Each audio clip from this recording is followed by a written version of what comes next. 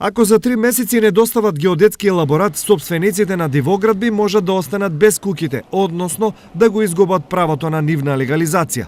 Ова го предвидува Законот за легализација на дивоградби, според кој 31 декември годинава е последен рок за доставување на елаборати за оние кои барање за легализација поднеле уште пред 5 години. Во Република Македонија екзистираат само 142 геодетски друштва, а имаме преку 200.000 се уште неизработени геодетски елаборати. Односно, граѓаните не дошле до геодетското друштво да нарачаат геодетски елаборат.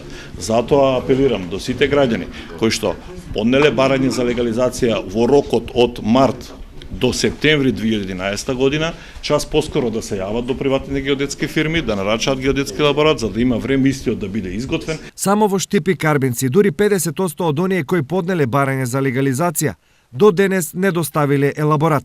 Особено карактеристичен е Подплачковичкиот регион, каде постапката за упишување на имотот во катастрот не е завршена за цели села. И сите оние